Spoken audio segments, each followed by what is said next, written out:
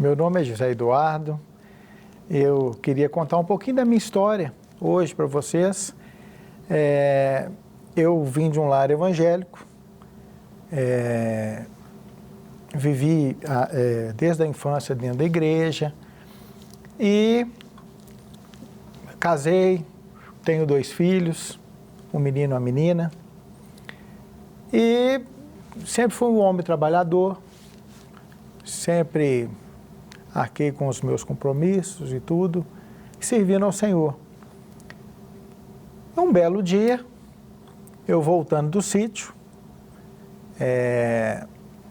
eu estava de moto, um carro passou a curva direto, me pegou na contramão e sofri um gravíssimo acidente.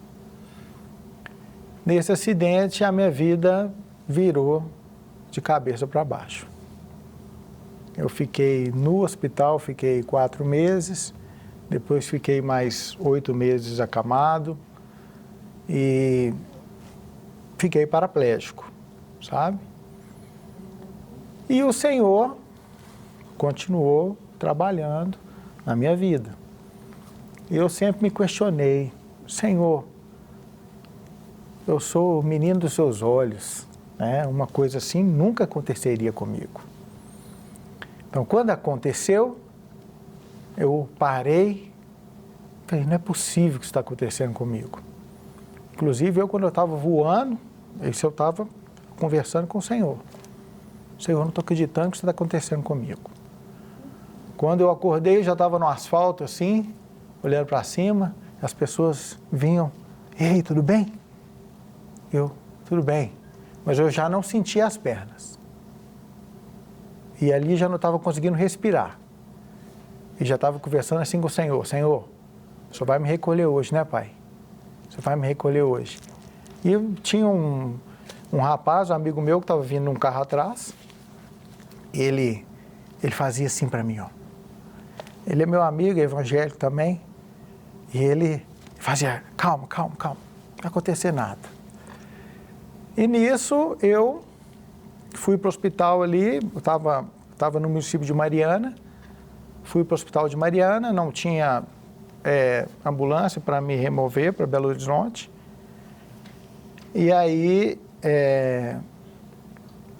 na ambulância, eu tive uma parada cardíaca, e eles me reanimaram, e aí conseguiram uma ambulância para me trazer primeiro, né?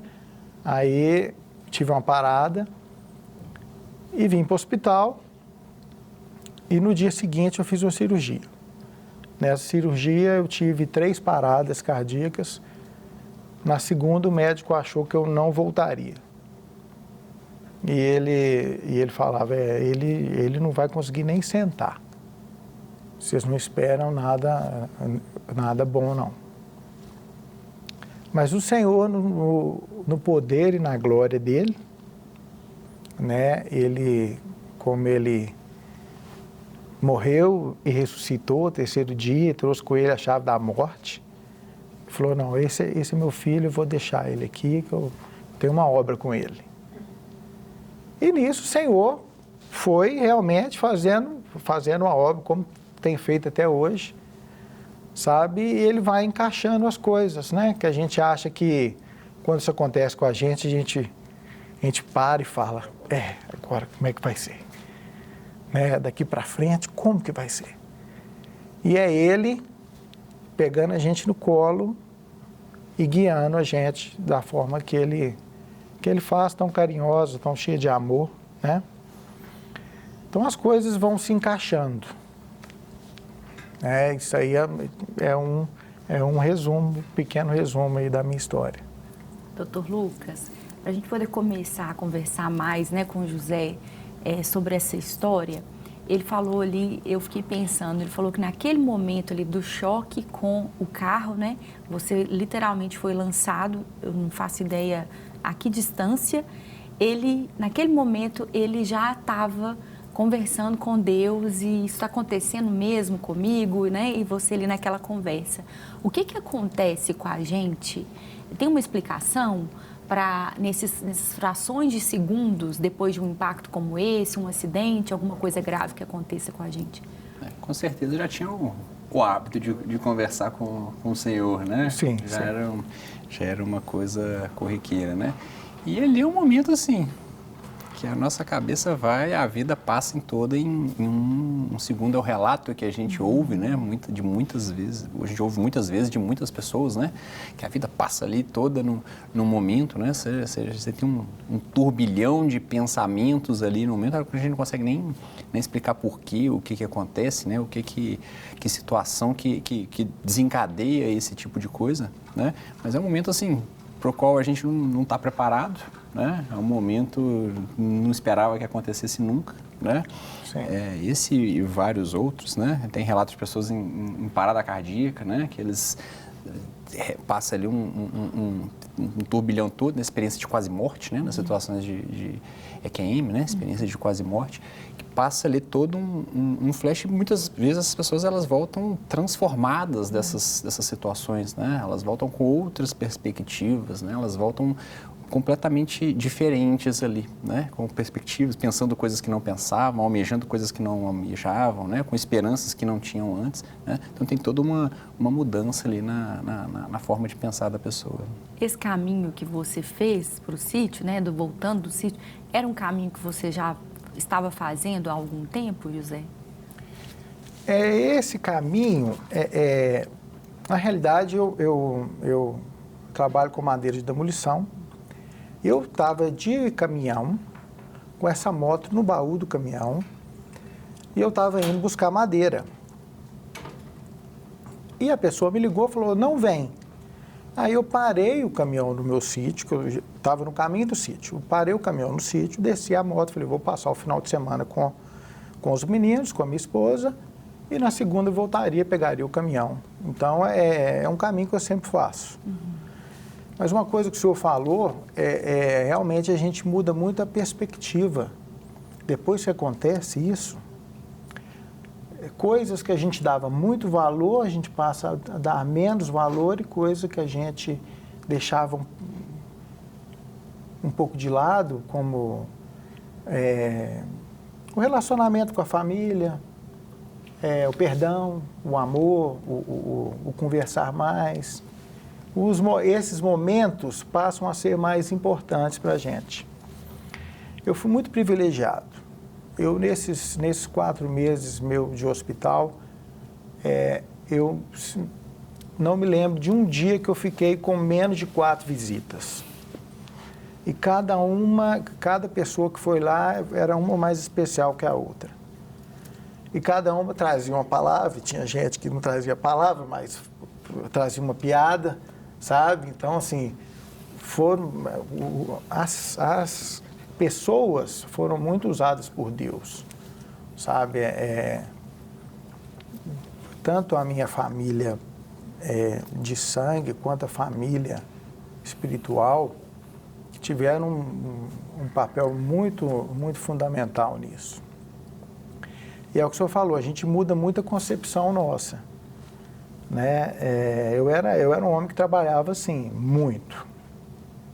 Aí a gente para assim, mas para que você correu tanto? Por que você não aproveitou mais aquele momento ali? Por que você não deixou essa coisa do capitalismo de lado um pouco e foi mais leve, sabe? Então, assim, é isso, sabe? Essa é a perspectiva que muda, que a gente, no final das contas, a gente tem uma ilusão da imortalidade, né? A gente sabe racionalmente que a gente vai morrer, mas a gente não sente que vai morrer hora nenhuma, né? Um dia ela chega, né? Quando essas experiências, elas antecipam, né? E de repente você começa a ver a vida com outra perspectiva, né? Você fala... Um acidente, ou uma enfermidade, a enfermidade de alguém, né? Às vezes a gente tem que se despertar com outra pessoa, né? Você fala, gente, a pessoa está ali mal, né? Eu estava brigando ano passado ali, por causa disso, que bobagem, né? Que bobagem. É que se a gente tivesse essa noção o tempo todo, a gente deixaria de fazer muitas coisas e faria outras coisas que a gente não faz, né? A gente teria mais contato com pessoas importantes, né? A gente teria menos comportamentos que não levam a nada no final das contas, né? Podem trazer mais dinheiro, né? Podem trazer ali mais fama, mais seguidor, mas você fala, cara, pra quê? Né? Pra quê? Você continua trabalhando hoje, José? Hoje eu continuo trabalhando. Hoje eu mais administro as coisas, né, do que antigamente eu administrava e também trabalhava muito no operacional.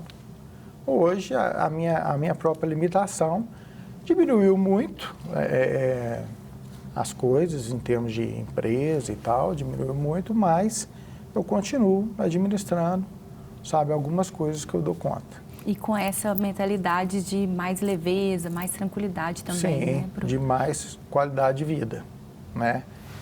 A gente deixar de lado... Aí o Senhor começa a falar muita coisa, né? Muita coisa. A gente acha que a gente é assim, né? Inatingível.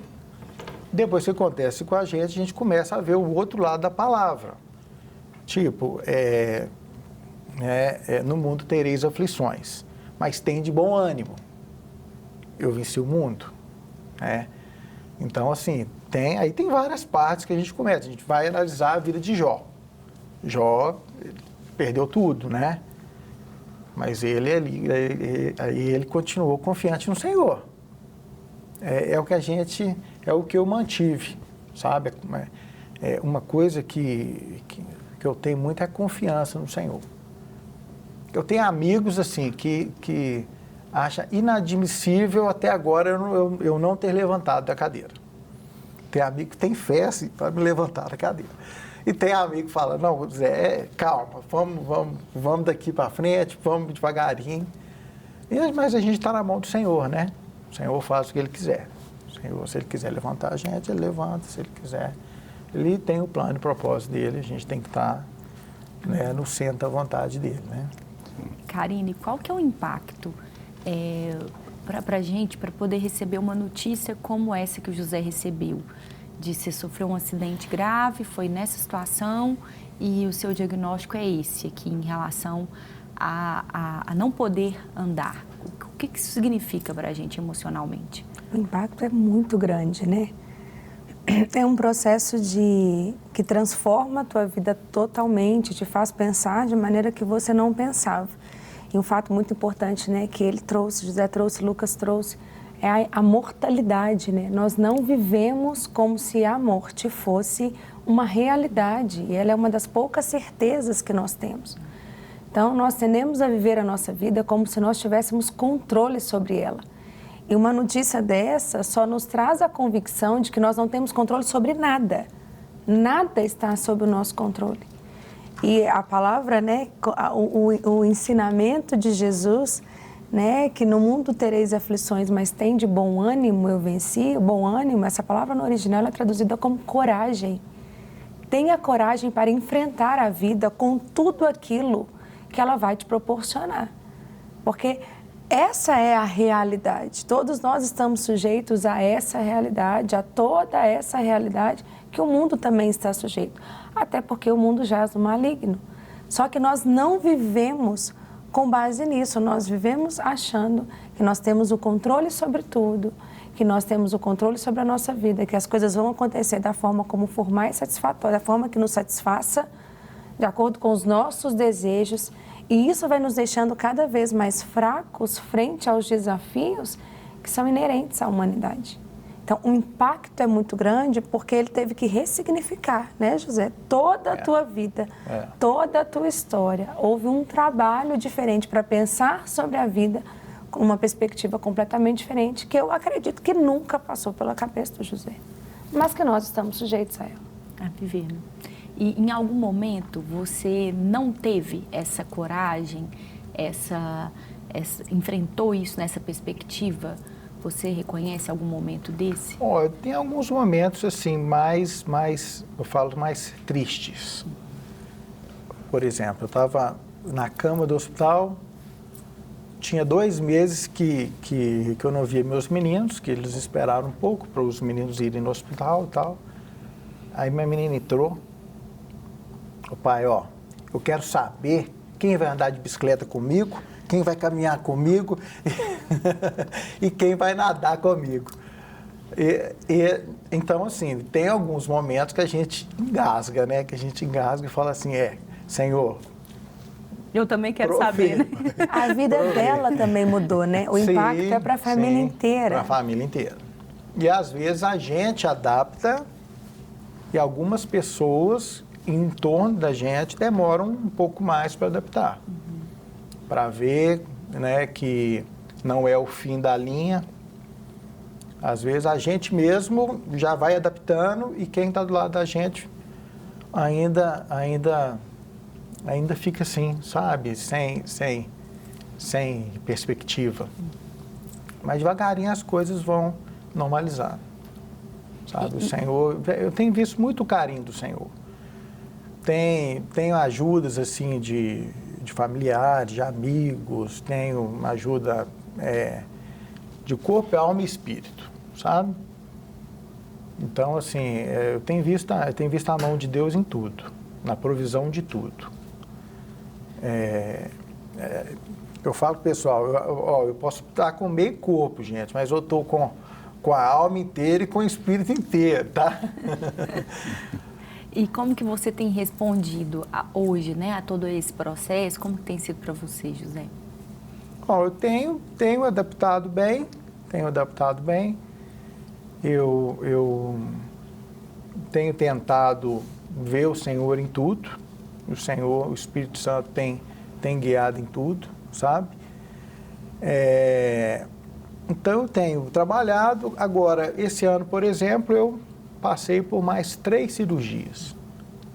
A gente, quando acidente, a minha coluna quebrou em 2 vértebras. E aí eles colocam uma haste na coluna da gente. Esse ano, essa haste soltou da coluna. Então, eu tive que refazer, tirar a haste antiga, colocar outra haste. Então, esse ano eu passei por um processo longo no hospital também. Eu fiquei internado 4 meses, né, e mais algum tempo em casa, sem poder sair. Então, tudo assim, a gente está adaptando, mas ainda está chegando no lugar, sabe? E você era muito ativo antes também, né? Fora Sim. a questão profissional, sempre foi um esportista. Sim. E hoje encontrou no tênis de mesa uma paixão também que tem te ajudado a superar, Sim. né? E a vivenciar esse processo, né? De ressignificar, como a Karine disse. Sim, eu sempre gostei muito de esporte.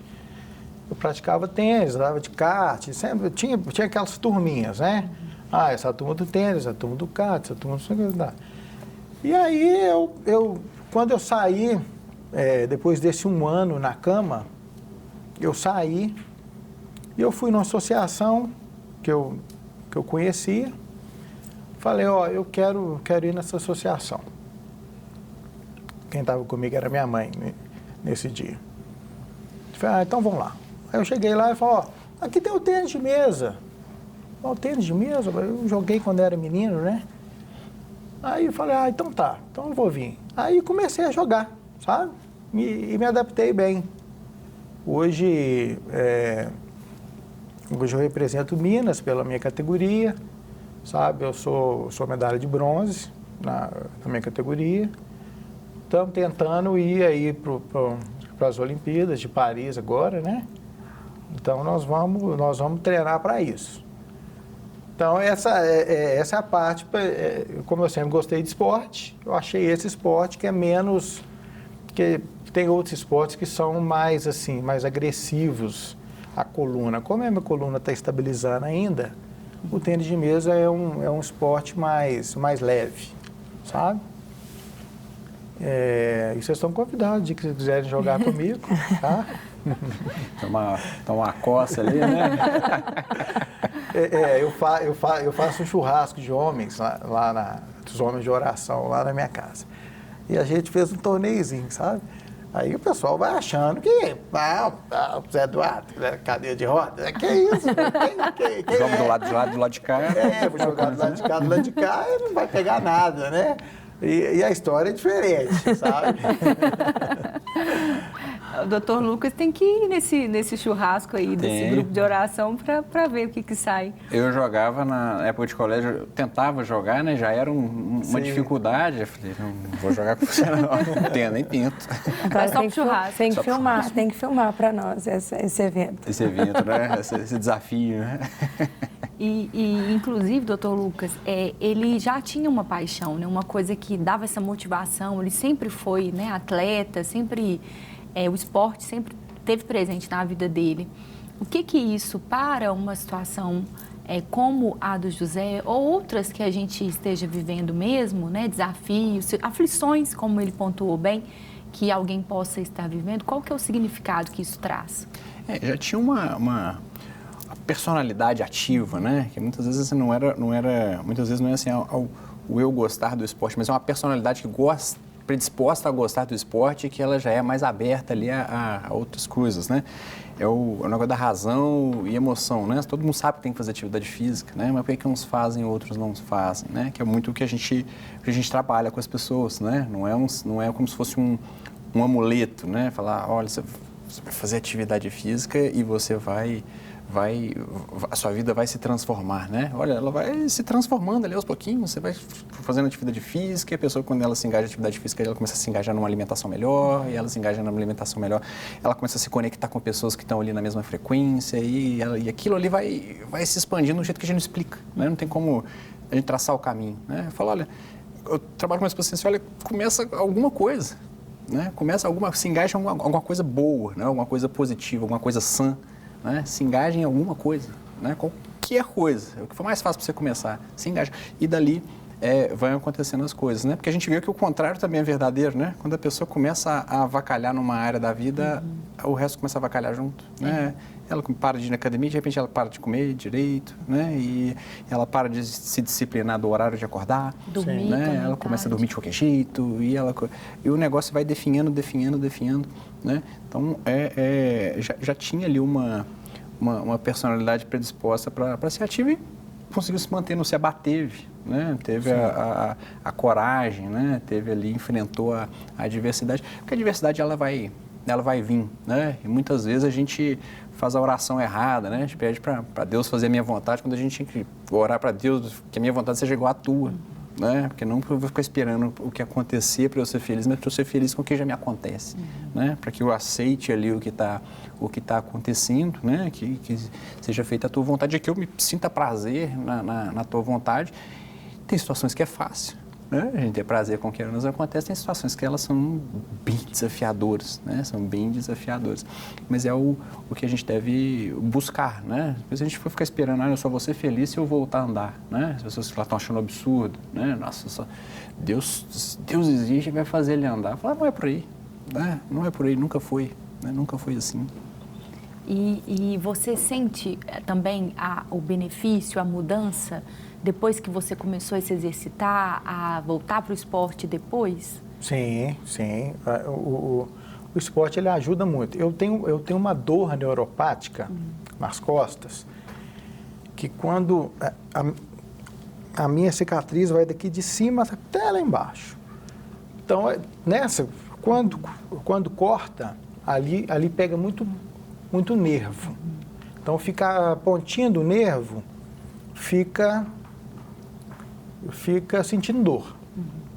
Tipo assim, não tem alta ponta, então ela fica ali... Sendo estimulada, né? Ela fica sendo estimulada e a gente fica sentindo dor. Sim.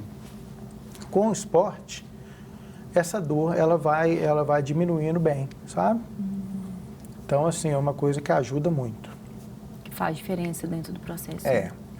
Agora, você citou uma coisa, em alguns momentos que a gente ficou meio triste, assim, eu queria citar um momento. Teve um amigo meu, um irmão, entrou no quarto. Eu estou precisando falar com você. Eu falei, tá, pode falar. Falou, você tem que analisar Alguma coisa você fez. Isso é um castigo. Isso é um castigo de Deus. Isso é um castigo de Deus.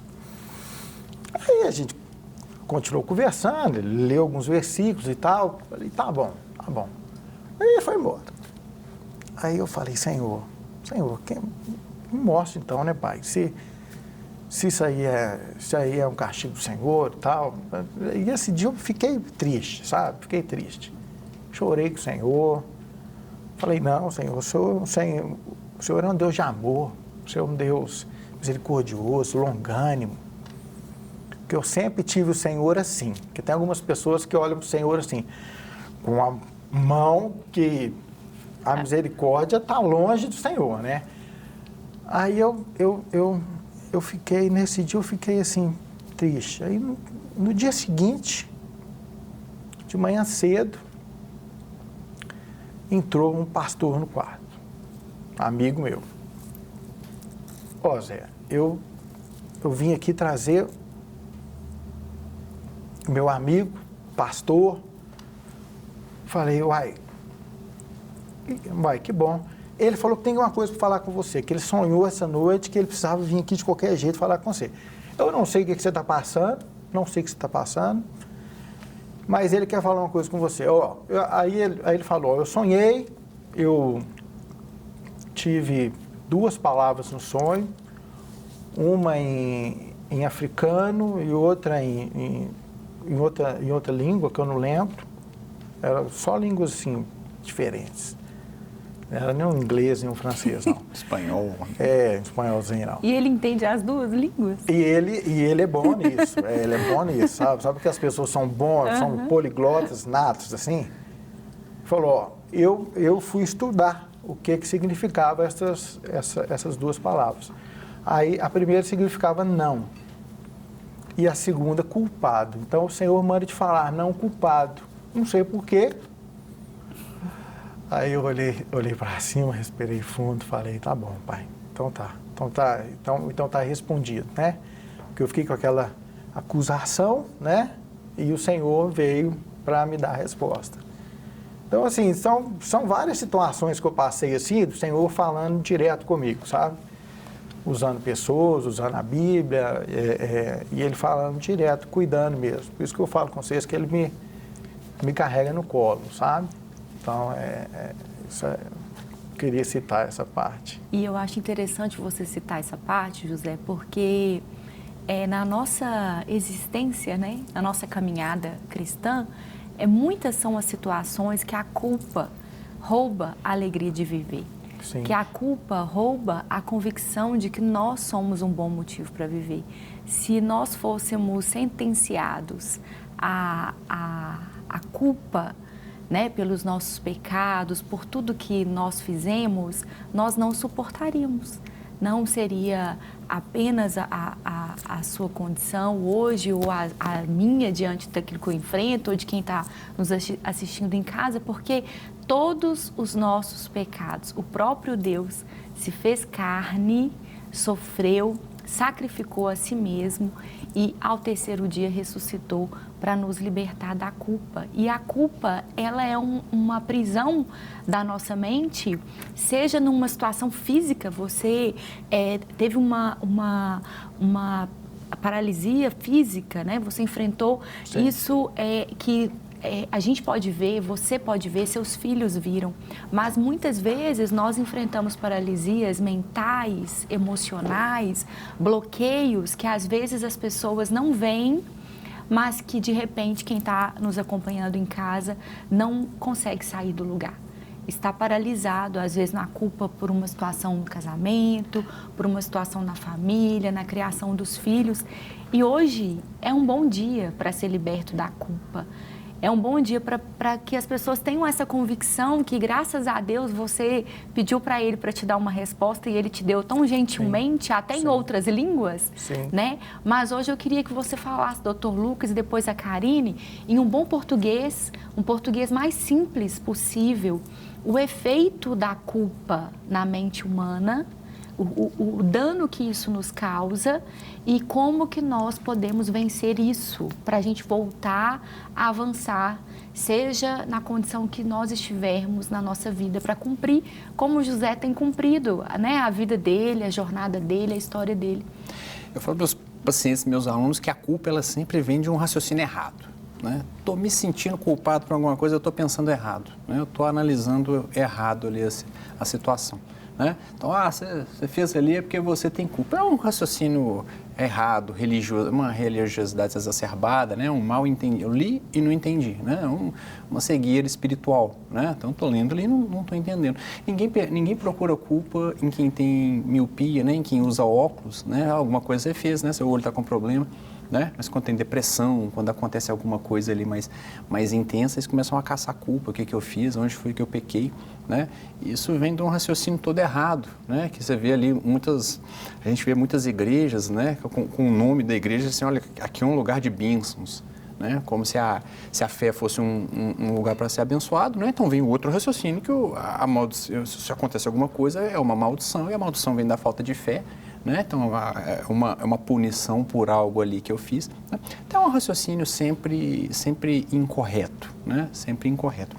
Que muitas vezes não adianta a gente entender, né? Não adianta a gente pegar, eu vou sentar aqui e vou te explicar, olha, é um raciocínio errado, não adianta essa conversa. Às vezes a pessoa tem que passar por um processo, né? Muitas vezes um processo psicoterapêutico, né? Para ela entender aquilo ali não no raciocínio, né? E no raciocínio, quando você fala isso assim, todo mundo acha bonito, né? Fala, ela mesmo, concordo, né? Todo mundo concorda. Né? Mas sai pela porta ali e continua se sentindo culpado, né? Continua se sentindo culpado, continua ali com dificuldade de lidar com a situação, né?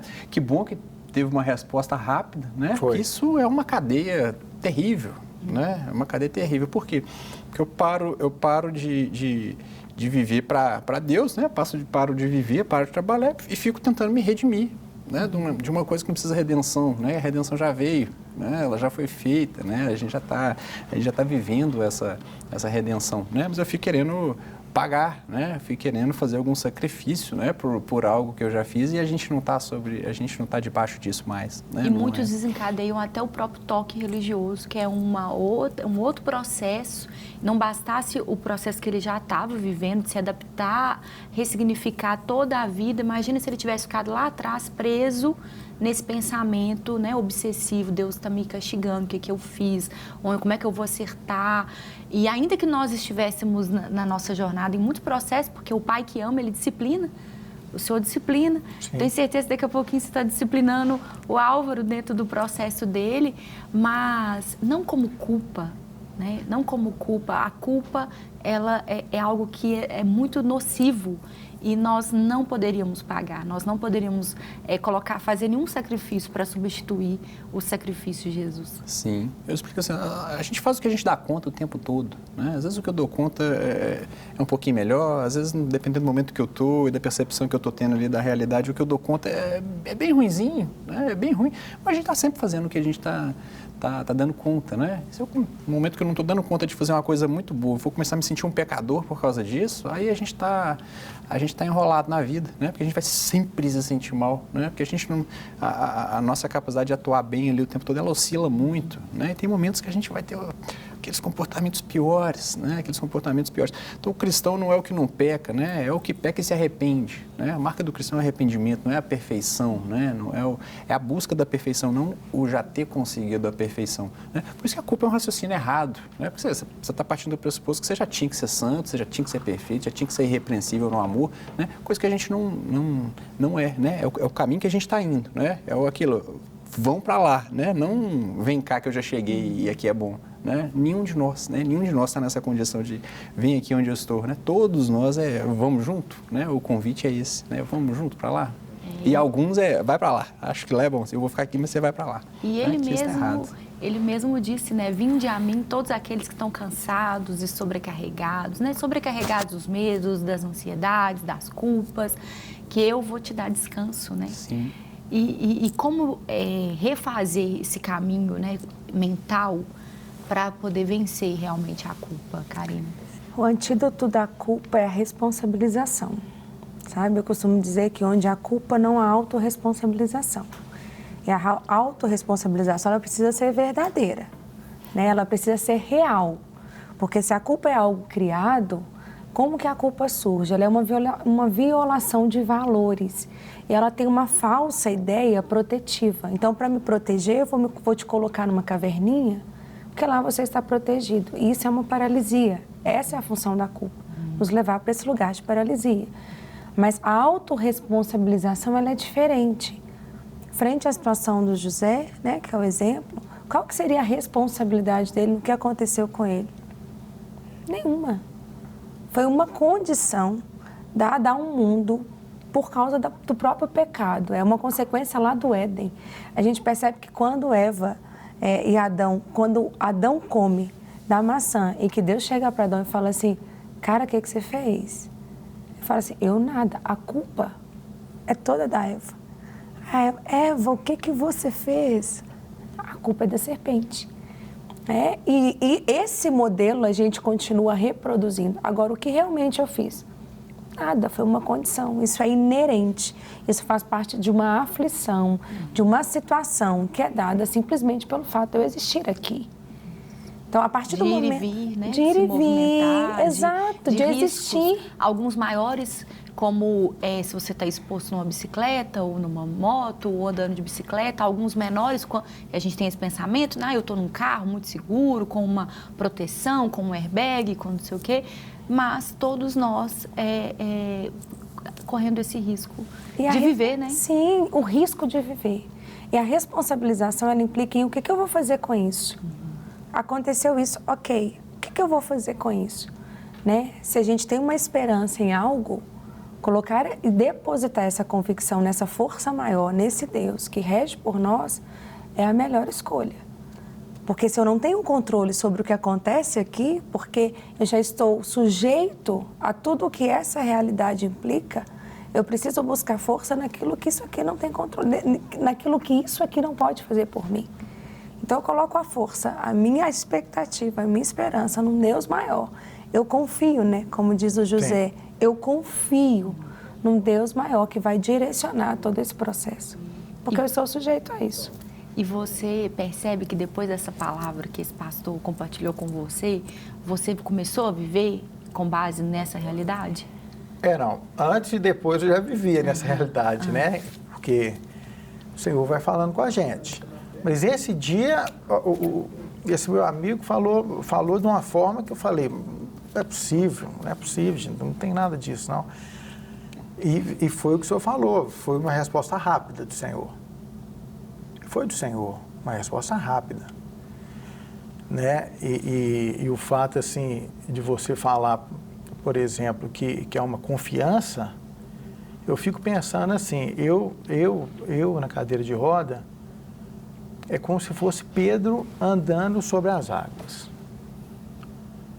Tá certo que chegou no momento que ele afundou, assim, mas ele andou, né?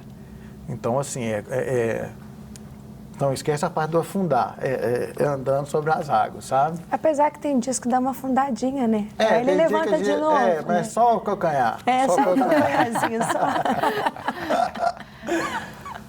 Então é isso. Então é uma vida de confiança no Senhor.